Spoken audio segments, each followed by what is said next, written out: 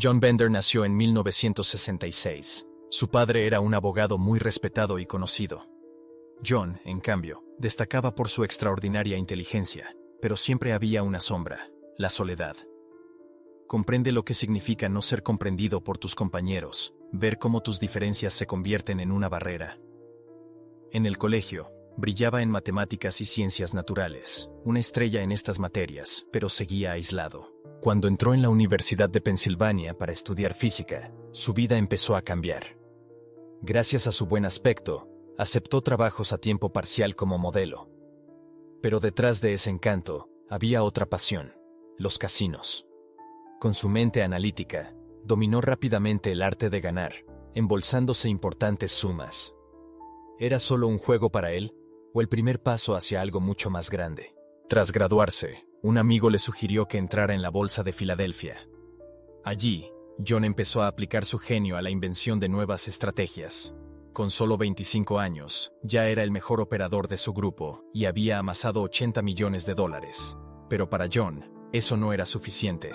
El impulso constante por conseguir más parecía ser su motor, su razón de vivir. Pronto se fijaron en él los grandes nombres de Wall Street y, antes de cumplir los 30, ya dirigía un fondo de alto riesgo. Había atraído a inversores influyentes y su cuenta bancaria arrojaba cifras asombrosas: más de $600 millones.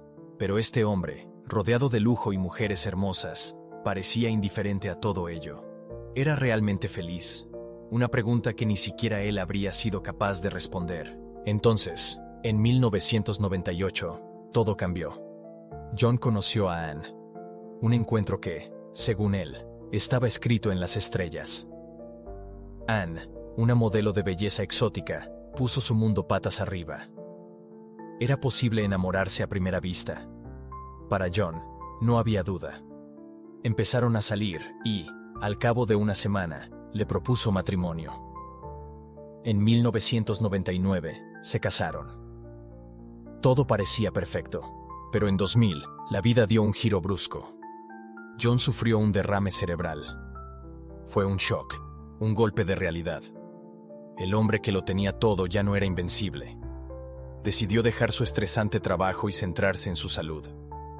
John y Anne, todavía ambiciosos, soñaban con una vida que fuera más allá de las simples paredes de un lujoso apartamento americano. Pero, ¿cuál sería su próximo capítulo? Les fascinaba la belleza salvaje y exuberante de la naturaleza tropical de Costa Rica. ¿Se imagina vivir rodeado de una densa vegetación, con el canto de aves exóticas como banda sonora diaria? John y Anne, apasionados de los animales y la naturaleza, tuvieron entonces una idea audaz, casi irreal: utilizar su inmensa fortuna para construir un santuario natural y vivir en armonía con este paraíso terrenal. ¿Su sueño? Una vasta finca enclavada en lo profundo de la selva, con una casa única, una obra maestra arquitectónica que reflejara su visión de la vida. Contrataron a una empresa de construcción y John, fiel a su reputación de hombre excéntrico, describió su casa ideal: redonda, totalmente de cristal, sin paredes tradicionales, para que cada rincón ofreciera una vista sin obstáculos de la naturaleza circundante.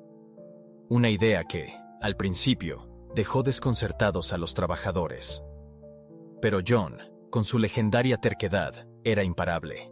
Encontraron el lugar perfecto, un terreno inexplorado en la selva, encaramado a una montaña que ofrecía unas vistas impresionantes. Más de 2.000 acres de pura naturaleza. ¿El precio? $10 millones. Pero para ellos era algo más que una inversión. Era un sueño hecho realidad. En 2001 comenzaron las obras. Su casa, una obra maestra de 4 plantas y 5.000 metros cuadrados, incluiría un helipuerto y una piscina.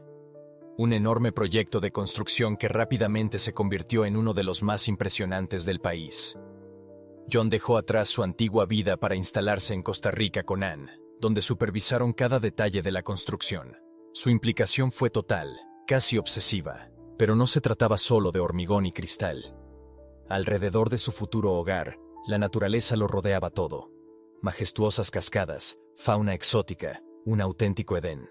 Su amor por los animales les llevó a dedicarse a protegerlos. Cuidaban a los heridos, acogían a los abandonados y hacían todo lo posible por preservar el ecosistema circundante. Tras 4 años de duro trabajo, Su casa estaba por fin terminada. Un palacio único, bañado de luz natural, con una impresionante piscina y un helipuerto, en plena selva. Pero este logro no era más que el principio. ¿Qué podía deparar el futuro a esta pareja visionaria que no dejaba de soñar a lo grande? La casa se llamó Barakian, una obra de arte única, enclavada en la selva y con unas vistas que te dejaban sin aliento. Imagínese, desde esta casa, contemplando la inmensidad del Océano Pacífico, las lejanas tierras de Panamá y Nicaragua.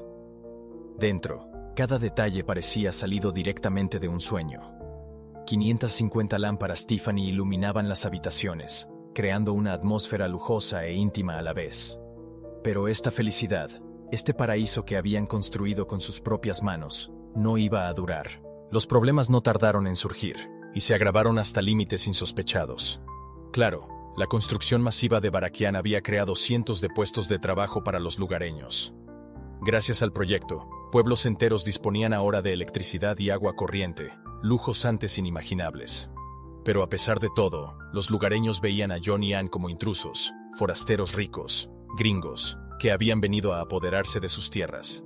Los celos, mezclados con una profunda desconfianza, siguieron creciendo. Las tensiones alcanzaron rápidamente su punto álgido. Los vecinos empezaron a protestar contra la construcción, pero nadie parecía escucharles. Entonces, las amenazas se hicieron más directas. Unos desconocidos entraron en la casa y apuntaron a John con una pistola. Aquel día tuvieron suerte de escapar con vida, pero la alarma había sonado. Su sueño estaba en peligro.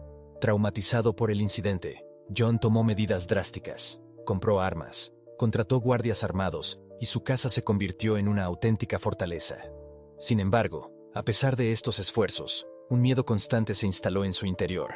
El paraíso que habían imaginado se estaba convirtiendo en una prisión. La pareja intentó escapar de esta realidad pasando temporadas en Canadá, lejos de los problemas. Amigos y familiares les aconsejaron que renunciaran a Barakian, que abandonaran la casa y rehicieran su vida en otro lugar.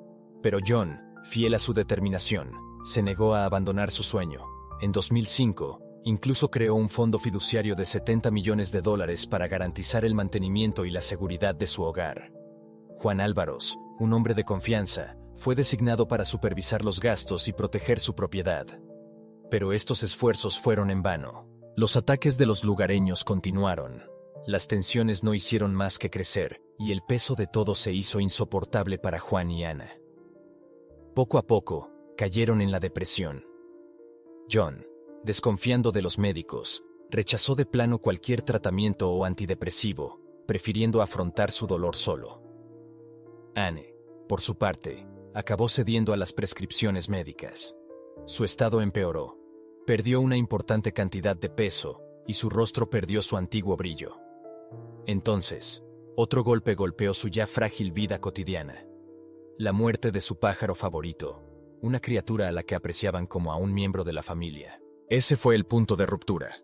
John se culpaba constantemente por esta pérdida, viéndola como un símbolo de su fracaso.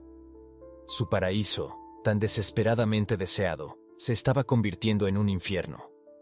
¿Qué quedaba de este sueño, sino ruinas emocionales? Se sentía culpable, no solo de la enfermedad de su mujer, sino también de la muerte del pájaro y de todos los conflictos con los aldeanos. Sin embargo, a pesar de todo, se negaba a marcharse. ¿Por qué? Porque creía firmemente que el agua del lugar tenía propiedades milagrosas que podían curar a su mujer. Pero mientras se aferraba a esta esperanza, su propia salud seguía deteriorándose. Había empezado a tener pensamientos oscuros, ideas extrañas que asustaban a Ana, su mujer, que hacía todo lo posible por apoyarle, todo lo posible por devolverle la cordura.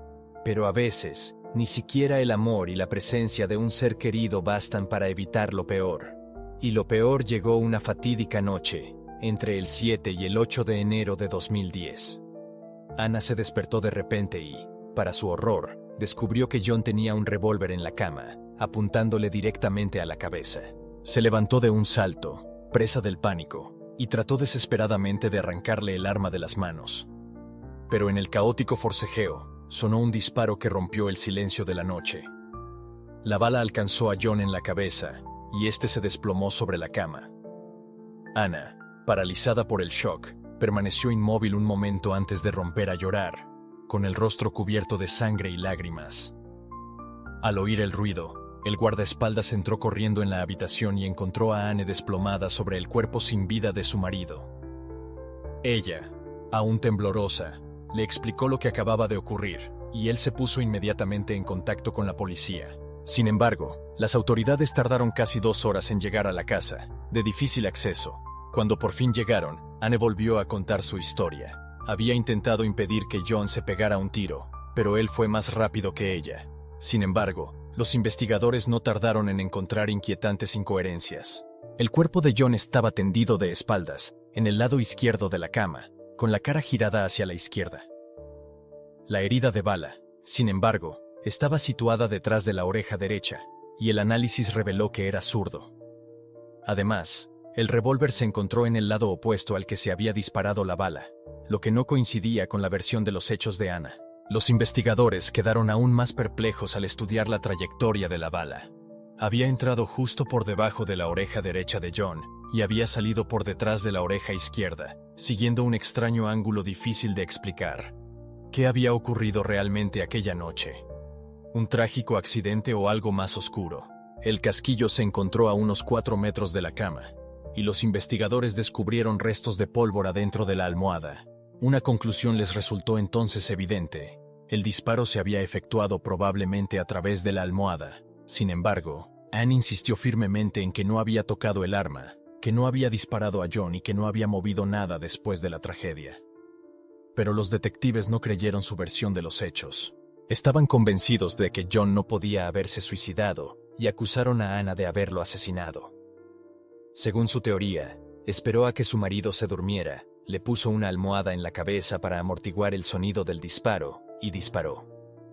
Esto, pensaban, explicaría las incoherencias del caso. Durante el registro de su casa, la policía encontró varias maletas llenas de joyas.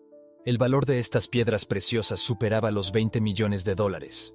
Los investigadores sospecharon inmediatamente que se trataba de una operación de contrabando, pero Anna rechazó de plano esta hipótesis. Explicó que su familia era simplemente muy rica y tenía pasión por coleccionar joyas. John, añadió, veía estas piedras como una gran forma de inversión. Sin embargo, la muerte de su marido tuvo consecuencias devastadoras para Anna. Cayó en un profundo estado de shock. Su cuerpo, ya frágil, se cubrió de llagas y sufrió una grave crisis nerviosa. Su estado físico se deterioró hasta un punto crítico. Fue hospitalizada de urgencia, pesaba apenas 35 kilos y sufría una grave deshidratación. Los médicos no se ponían de acuerdo sobre sus posibilidades de supervivencia, que estimaban en un 50%. El médico encargado de su caso llegó a afirmar que Anna estaba tan debilitada que parecía imposible que hubiera podido cometer un asesinato. Ni siquiera era capaz de sostener una cuchara. ¿Cómo iba a manejar un arma? Aún así, Anne tardó 7 largos meses en recuperarse, y hasta que no le dieron el alta no se enteró de una noticia que acabaría con la poca estabilidad que le quedaba. Les habían confiscado todas sus posesiones, incluidas las joyas. Durante todo este tiempo, los investigadores siguieron considerándola la principal sospechosa. Esperaban reunir pruebas suficientes para acusarla. Examinaron el camisón que llevaba aquella fatídica noche. Pero no encontraron nada concluyente, solo unas pequeñas manchas de sangre, que ella explicó por su contacto con el cuerpo de John. También registraron su teléfono y el ordenador que compartía con su marido. Al analizar sus comunicaciones, descubrieron que John escribía con frecuencia a sus seres queridos sobre su inestabilidad mental. A menudo se quejaba de sus oscuros pensamientos, hablando de su deseo de matar a todos los que le rodeaban antes de volver la violencia hacia sí mismo. La investigación también reveló que John padecía problemas de salud mental desde su adolescencia. Años antes le habían diagnosticado trastorno bipolar y trastorno obsesivo-compulsivo. Entonces, ¿a quién hay que creer? ¿A Anne, destrozada y abrumada por las acusaciones? ¿O a los investigadores, convencidos de que ocultaba algo? Se le había diagnosticado trastorno bipolar mucho antes de estos trágicos sucesos.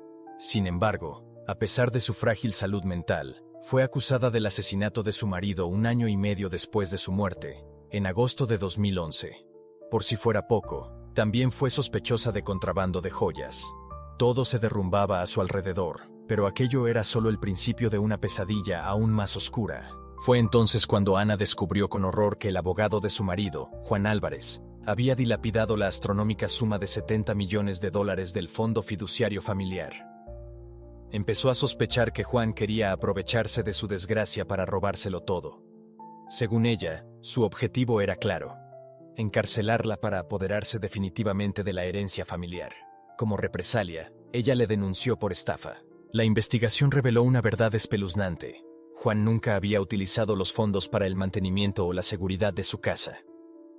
No, los había utilizado para sus necesidades personales, para pagar sus propias facturas y, lo que resulta aún más chocante, para comprar caballos para su granja. A pesar de ello, aunque fue destituido de su cargo de administrador, las pruebas contra él eran insuficientes para condenarlo. El caso se archivó, dejando a Ana impotente frente a un hombre que negaba vehementemente todas las acusaciones. Para Juan, estas demandas no eran más que una maniobra desesperada de Ana para desviar la atención de sí misma. Pero lo peor estaba por llegar. Comenzaba el juicio por el asesinato de su marido. Los abogados de Ana recurrieron a expertos criminalistas independientes de Estados Unidos, convencidos de que las autoridades locales habían llevado a cabo una investigación sesgada, demasiado ansiosa por juzgarla culpable. A los expertos estadounidenses les llamó la atención la falta de rigor. No se habían encontrado huellas dactilares de Ana en el arma del crimen, ni se habían analizado los restos de pólvora en sus manos. Elementos simples pero cruciales, que podrían haber establecido de forma más creíble su culpabilidad o inocencia. Y, sin embargo, a pesar de la ausencia de pruebas directas contra ella, los investigadores locales la habían perseguido sin descanso como principal sospechosa. Sin embargo, los hechos contaban una historia diferente. Se encontraron residuos de pólvora en las manos de John, lo que sugería que él mismo había manipulado el arma. Los expertos también determinaron que John no había sido asesinado mientras dormía. Las salpicaduras de sangre indicaban que estaba consciente y en movimiento en el momento del disparo. Esto coincidía con la versión de Anne, según la cual se había producido un forcejeo entre ellos. Estos descubrimientos cambiaron el curso del juicio. En enero de 2013, Ana fue finalmente absuelta. Tras años de sufrimiento, por fin podía respirar. ¿Pero a qué precio? Abandonó su enorme casa, que ya no podía mantener por falta de fondos, y se mudó a un modesto apartamento en Costa Rica. Toda su fortuna se había dilapidado o congelado. Su familia y amigos le ofrecieron su apoyo, pero Anne tuvo que reconstruir su vida desde cero. Fue entonces cuando conoció a Greg Fisher, un estadounidense que también vivía en Costa Rica. ¿Era una señal del destino? ¿Un nuevo comienzo? ¿O tal vez un capítulo marcado por más retos por venir? Nunca se había planteado abandonar el país, pero Anne se equivocó al pensar que todo había quedado atrás. En mayo de 2014, una nueva tormenta se abatió sobre ella. Fue acusada de nuevo de asesinar a su marido. La noticia la devastó. Tendría que enfrentarse, una vez más, a un doloroso juicio para demostrar su inocencia. Pero esta vez, Anne descubrió una inquietante característica del sistema jurídico costarricense. Es posible ser juzgado varias veces por el mismo delito. La población local, incluidos la policía y el fiscal, seguían creyendo que Anne había matado a su marido. El nuevo juicio se celebró bajo la presidencia de un juez distinto. Agotada, Anne tuvo que repetir una vez más que nunca habría querido la muerte de John. Afirmó que había sido un acto desesperado, que su marido había planeado. John estaba obsesionado con la idea y, a pesar de todos sus esfuerzos por disuadirle, se había quitado la vida. Los abogados de Anne presentaron copias de los mensajes que John había enviado a sus seres queridos, en los que hablaba de sus trágicas intenciones. Pero no fue suficiente. El fiscal lo rebatió todo. Insistió en que John era zurdo y, según él, no podía haberse disparado en el lado derecho de la cabeza. Además, señaló que la trayectoria de la bala y la ubicación del casquillo no coincidían con un suicidio. Incluso acusó a Anne de manipular las pruebas. La situación era crítica. La mujer se enfrentaba a hasta 25 años de cárcel. Esta vez, el veredicto fue duro. El juez la declaró culpable y la condenó a 22 años de prisión. El shock fue inmenso, no solo para Anne, sino también para sus seres queridos. A esas alturas, ya estaba físicamente debilitada, pero la sacaron cruelmente de la sala del tribunal y la llevaron a una celda. Su familia y amigos temían que no sobreviviera al infierno de la cárcel, dado su estado de salud. Su compañero, Greg Fisher, no se rindió y siguió luchando por ella, a pesar de las terribles condiciones en las que estaba recluida. La prisión era una auténtica pesadilla. 50 mujeres hacinadas en una celda con solo 3 retretes, sin agua caliente y con comidas insuficientes y de mala calidad. Sin embargo, Anne se negó a ceder a la desesperación. Proclamaba a voz en grito su inocencia, sin entender aún cómo la habían condenado sin pruebas sólidas. Todo se basaba en especulaciones. Finalmente se aceptó su apelación y se anuló la condena. Tras 9 meses entre rejas, Anne recuperó la libertad en el invierno de 2015, pero aún no estaba libre de problemas. Se avecinaba un tercer juicio. El fiscal también se negó a dar marcha atrás. Unos meses más tarde, comenzó el nuevo juicio. Anne se encontraba en un estado desastroso. Debilitada físicamente por los 2 juicios sucesivos y su encarcelamiento, también estaba destrozada emocionalmente. Durante su estancia en prisión, una nueva tragedia se había abatido sobre ella. Su prometido Greg había fallecido de un ataque de asma. A pesar de todo, Anne encontró fuerzas para luchar una vez más, apoyada por sus padres y amigos, que consiguieron organizar ayuda legal desde Estados Unidos. Pero, ¿le daría por fin el destino una oportunidad? Los abogados, junto con expertos independientes, presentaron argumentos a favor de la inocencia del acusado. Esta vez, el juez dictó un veredicto de inocencia en junio de 2017. En cuanto Anne recibió su pasaporte, regresó inmediatamente a Estados Unidos, decidiendo no correr más riesgos viviendo en Costa Rica. Renunció a su enorme casa de Costa Rica sin ningún remordimiento. Hoy está completamente abandonada. Lo único que Anne consiguió recuperar fue su colección de joyas, una vez deducidos los impuestos, antes de poner la casa en venta. Pero la fiscalía no se detuvo ahí. Pretendía ir a por los niños en un cuarto juicio. Aunque los juicios en rebeldía están prohibidos en Costa Rica, existe un acuerdo de extradición entre este país y Estados Unidos.